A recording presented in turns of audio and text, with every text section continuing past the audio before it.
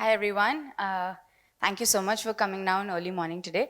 My name is Smiti. I'm one of the founders of Advantage Club, and today I'm going to be talking about driving recognition programs for a hybrid workforce.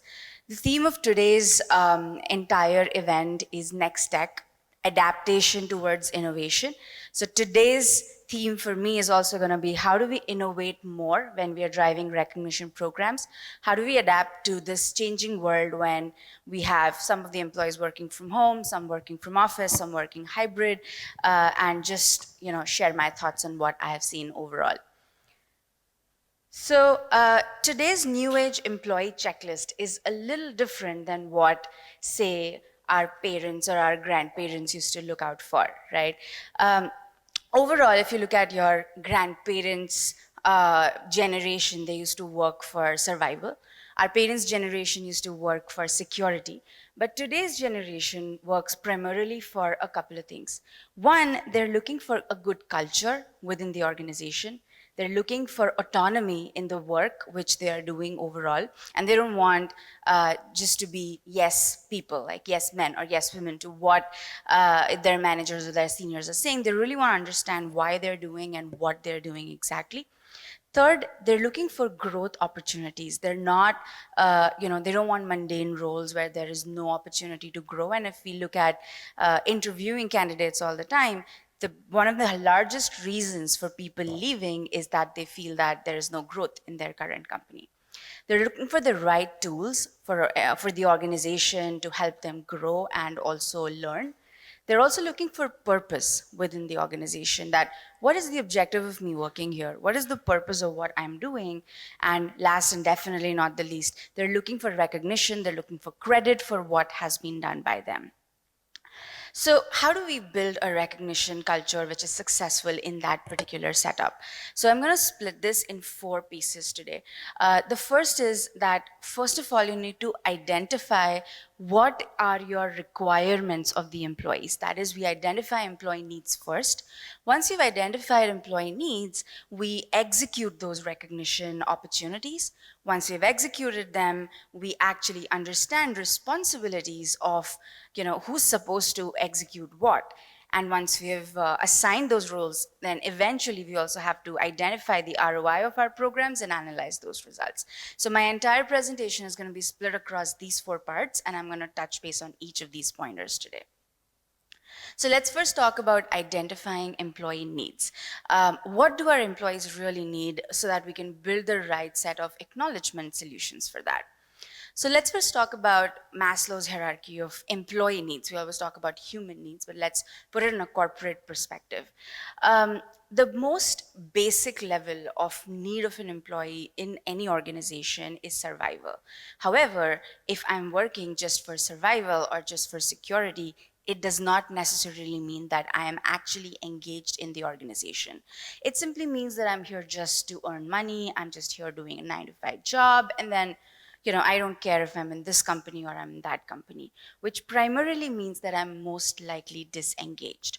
The next level is where I start feeling that I belong in the organization. And that's where we talk about belongingness as a trait which needs to be built within culture. When I feel that I belong in the organization, I feel that what I'm doing matters here. I feel that my peers, my colleagues, they matter to me. And if I leave this organization, I will not just be leaving a company, I will be leaving this amazing community where I feel that this is the right place for me. The second level on top of belongingness is importance, where I feel that, okay, my work matters here. If I leave this organization tomorrow, it's going to make an impact not only on me, but also on the company. So belongingness and importance are 2 major areas where the employee starts feeling more engaged in the organization. And that's where recognition drives a very major factor, because if I'm recognized constantly for the good work that I'm doing, I start feeling that this is my place, this is my company, and I don't want to leave this. Second, I'm important enough because I'm getting recognized for it. The highest level of engagement is self-actualization. Only, I think, 10% of people in your entire organization will ever achieve self-actualization, where I don't just feel that what can I do to grow, I also feel what I can do to help others grow. So I become more, effective in terms of leadership, in terms of growth of the organization. And of course, my growth directly links to the company's growth as well. That is the highest engagement factor, which can be achieved by any employee in the organization in terms of engagement. So this is an interesting, study which was done by Towers Perry and World at Work, where they identified that if you speak to businesses, 90% of companies will say that, hey, I am recognizing my employees. I am running a good rewards and recognition program. But you talk to employees, only 40% of employees actually feel that they have really been recognized by their managers. And ever since we've gone into this hybrid work from home, work from office, work from anywhere kind of a setup, it has become even harder because, you're not in an office setup, you're not seeing each other's faces. So you're naturally more disengaged and more disconnected with the organization than you would if you were, say, every day going to the office. And 65% of employees, according to the study, actually said that they have received no recognition in the past 1 year. So that's the situation we are in today. And that is why driving effective recognition programs has become the need of the hour ever since, post 2020. So what is job satisfaction really for an employee? What I've done is I've split job satisfaction predicators in 6 parts. Firstly, to feel satisfied in a particular job, I need to have a good morale. I need to feel that I am enjoying the work that I am doing. This is something which is good, exciting for me. Second, I need to feel that my organization recognizes me wherever recognition is due in the right manner. And it's fair, there's no biases. I feel that, okay, I understand what needs to be done to get recognized, and when I do that, I actually get the proper recognition. Third is, I feel that I'm more responsible in the organization. My job carries certain responsibility. My job is stimulating, my work is interesting, and that makes me feel more satisfied in my organization. Fourth is service quality, which is primarily having pride in your workplace. You could love your job, but you could hate your company. You could love your company, but you could hate your job. So, both are very, very different from each other. Pride in the workplace is usually defined in a way like, for example, I always say that I'm ex-Microsoft. Why do I say that? It primarily is because I had a good experience, a good employee experience when I was working with Microsoft. So I have that pride in the workplace, and that continues even after I leave that particular company. So that's what service quality is as a predicator to job satisfaction for any employee. Fifth is sense of belongingness, like I was talking about earlier, where I feel that my work, my ideas, and my inputs are really valued by my company. And sixth is self-esteem. Now, think of self-esteem in a way that when you wake up in the morning and you go to work, you have a certain ideology about how your day is going to be, how people are going to perceive you in the organization, how you're going to perceive other people in the company. So the way I interact with my colleagues and the way other people talk to me builds or reduces my self-esteem in the organization, which means that if there are behaviors happening in the company which is boosting my self-image, I naturally feel more satisfied in my organization. If I'm facing challenges every day when I go to work and I feel that, I'm feeling low, or, my self-esteem has been lowered, I naturally start feeling more dissatisfied and I start looking for more opportunities. So these are like the 6 predicators using which we should derive all our recognition programs, identifying those needs and then creating solutions to fulfill these needs. So how do we execute recognition? Now we've identified what our employees need. Now let's figure out how do we really drive the recognition program. So in a hybrid model, one of the most important things which needs to be done is digitization. You're not in office anymore. You're not completely, having employees in the office. So how do you recognize them? How do you constantly motivate them? You have to digitize. You need to replace all your physical certificates, all your physical gifts with digitized forms of, say, vouchers or points or anything, whichever is a digital mechanism to be sent directly via an email or comes within a platform, so that I don't have to worry about couriers, packaging, all of those messes, and it's really, really operationally challenging. I also need to automate my rewarding as much as possible. If you're driving birthdays now, it is really important to drive things like birthday, anniversary wishes. Like earlier in the talk also, if the CEO goes and then says happy birthday to the receptionist, it's like a really big deal, right? So if you're driving these recognition birthday, anniversary programs, doing that manually is another effort, because if there is one person in the organization responsible for driving birthdays, or maybe 2, 3 people for that matter, there will be a day in which either of these people or all of these people will not be available. And those people who get missed out for their birthdays and anniversaries will get disengaged, and your programs will start actually creating a negative impact instead of doing what they were supposed to do. So automate those, create structures in which automatically the birthday, anniversary gifts and wishes and all of that goes, wherever you can. If you can incentivize, if you can automate incentives, that also makes more sense, because if there are certain KRAs or KPIs which people are supposed to achieve, the moment they achieve it, they get incentivized like that. So instant recognition makes a much larger impact than, maybe waiting for a quarter to get an award, and by the time I get the award, I've forgotten about it. So recognition primarily is defined in 4 ways, and I'm going to talk about each of those 4. First is your day-to-day recognition programs. Second is formal. Third is informal. And fourth is approval-based. So day-to-day recognitions are like every day. So birthdays, anniversaries, you're having any activities in your organization, you're driving some celebrations, holiday gifting, all of those initiatives come under your day-to-day recognition. They're not related to any achievements of an individual. It is simply because of an event which is occurring in the organization. Second is formal, which is more formal in nature. In a formal recognition setup, again, I've split it across 3 parts. The first way of formal recognition is by awarding on certain KRAs or criterias or certain KPIs which I have, which I achieve, and then I receive those awards. For example, if I have certain incentives associated with grabbing a client, right? Or maybe I have certain incentives associated with driving innovation, or even things like referring other employees in the organization. Second is structured, which is often driven in a very hierarchical or structured manner in the organization. Like you give budgets, you divide your entire annual budget into different quarters, divide it among business units or processes, assign them to managers. Managers then get certain budgets in their kitty, then they then forward these budgets to other managers, or they reward the employees from there. So that's more structured in nature, where you are predefining budgets for managers from before, so that your budgets don't overgo their limits. At the same time, you're giving the autonomy to managers to actually give the reward the way they want to give it. The third is significant awards for significant achievements. Now, these are rare in nature. They're not more common. Like structured recognition, your spot awards and regular awards are more common in nature.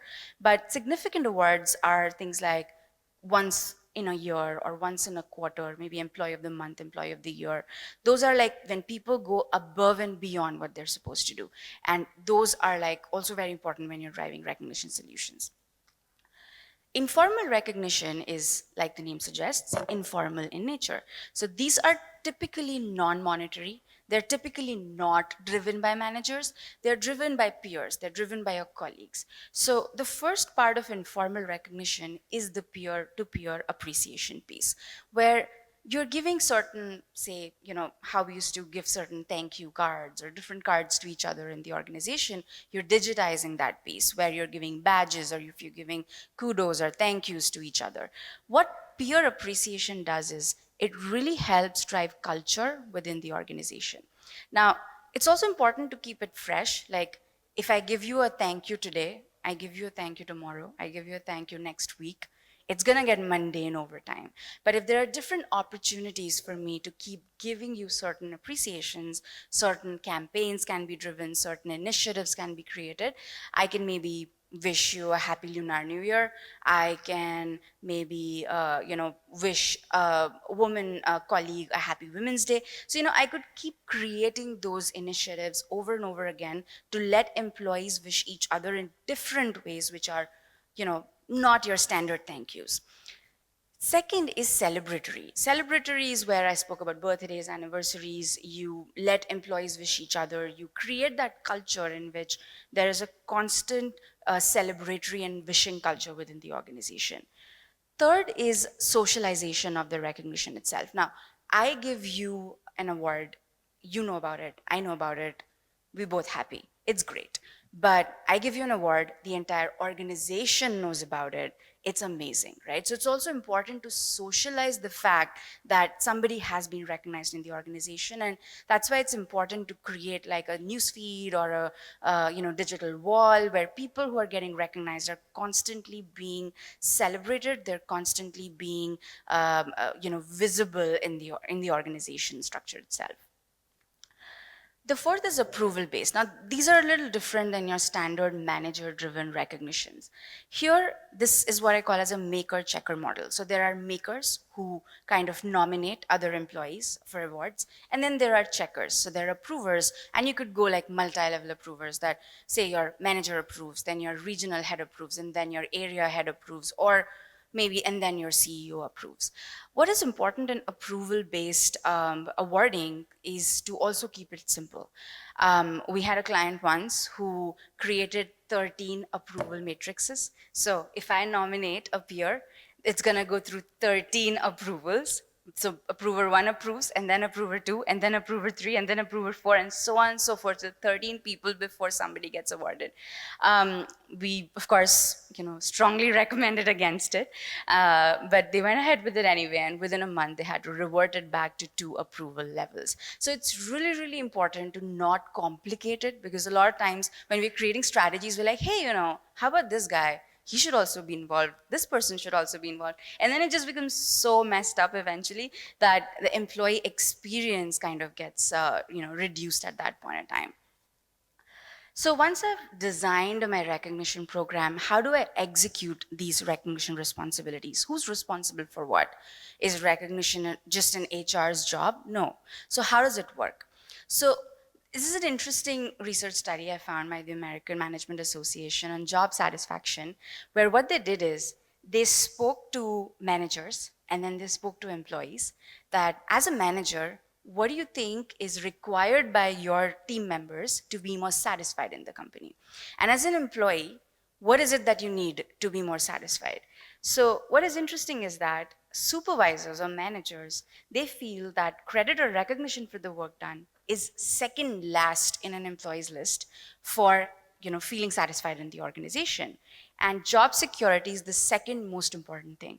But you talk to employees, it's exactly the opposite. So employees rate recognition at the topmost priority, that if I'm not even getting credit for the job which I'm doing, what is the point of working here? And job security, ironically, is the least important thing they're looking for in an organization. So the reason I pull this up is because there's a huge difference between the way managers think versus the way really employees think. So I wanted to all put your HR head and CHRO hats aside and start thinking from a ground level perspective, that what is it that you need? I mean, one of the funniest things is that the recognizing teams of HRs are mostly under-recognized themselves. So what is it that you need to feel more satisfied in your company? And that will probably resonate with what your employees think too. So how do we influence managers and leaderships to actually be participative and drive these recognition programs? So let's first talk about leadership. It's really, really important and highly, highly imperative for leaders to recognize more, because culture always starts at the top. Leaders need to walk their talk. We can keep talking about it, but if we don't recognize ourselves, whatever leaders do trickles down in the organization as an impact. And you've seen this everywhere, right? All companies have different cultures because the way leaders behave is how the rest of the organization behaves as well. It's also important for leaders to not lump recognition with feedback. And we've all been there, we've all done that, hey, you did a great job, but You could have done XYZ more. Now, the moment you add that but at the end of the sentence, that recognition's value is just gone, right? So don't lump recognition with criticism, but the reverse needs to be there. If you're criticizing, you should definitely recognize a bit. And also recognize in public, criticize in private, which is like one of the most obvious things. Also for leaders, it is important to make feedback a really, really important cultural value in the organization. As leaders, they're usually so way at the top that they're not in touch with the ground level staff. A leader doesn't understand what a fresher out of college or maybe a 1 year, 2 year experienced person is feeling, especially in large organizations. So taking constant feedback and ensuring that that information comes to the leadership is really, really important for employee satisfaction and hence better retention. And of course, we've all been there where we're like, oh, we're designing our R&R policy right now. It's going to take us 1 year, maybe, and then we'll deploy R&R. In that 1 year, you're going to lose out on such good talent. So don't wait for like your complete R&R platform to complete. Start small. Start with birthdays. Start with anniversaries. Start with peer thank you cards, kudos cards, something so that till the time we have your entire policy ready, you at least have done certain aspects to retain employees. From the management's perspective, what is the manager's role in driving R&R programs? One, employee recognition needs to be more personalized for managers. I tell, person A, good job, person B, good job, person C, good job, person D, good job. It doesn't make any difference. It has to be personalized why I am recognizing that particular person. Second, the relationship between a manager and an employee is the number of predicator for any job satisfaction. Most people leave their managers, they don't leave their companies. So driving manager-led recognitions becomes really, really important. What is the HR's influence on recognition? While of course, driving recognition is not just the HR team's job, they have certain responsibilities. One, we need to build a real team driving culture and driving recognition. We've all been there when there is a dearth of people in L&D, there is a dearth of people in, maybe hiring or talent management. The first teams which get, disinvolved or removed and put in these other projects is the culture team or the employee engagement team. That should not happen. The culture team and the employee engagement or employee maybe happiness team needs to be at the core of the organization and needs to increase and not decrease over time. As HRs, it is also important to recognize ourselves. If you're driving a program, use those ourselves. And of course, train managers, leadership, employees in the right manner so that they drive recognition and then it just doesn't fall upon our heads only. Now, how do we analyze the ROI of whatever R&R programs we've driven? So one of the most important things here is that your overall manager awarding rates need to be at least 95%. Your employee utilization of rewards needs to be at least 90%. I know we're all comfortable with those 40-50% numbers, but it needs to be within that particular range. Second, we need to identify things like employee satisfaction scores. We can also, and ESAT scores are interesting. I mean, instead of doing ESAT score calculation at the end of the year, set up a target for ESAT at the beginning of the year and let your HR team be aligned to that number and see the magic happen. Similarly, in terms of attrition rates, how do you know that your program has helped reduce attrition? Identify the cohort of people who've used your programs and the cohort of people who've never been recognized even once. See the attrition difference between both the cohorts, and if this cohort is attriting less, it means that your programs are actually working. So just to sum up the entire piece, in a hybrid culture, all your physical trophies, gifts, certificates, all of those need to go out. Everything needs to be digitized. You need to also replace all your physical activities with digital activities. Digitize wherever you can to drive a better communication and also build those communities within the organizations that people can feel more connected towards each other. So that's pretty much it for me today.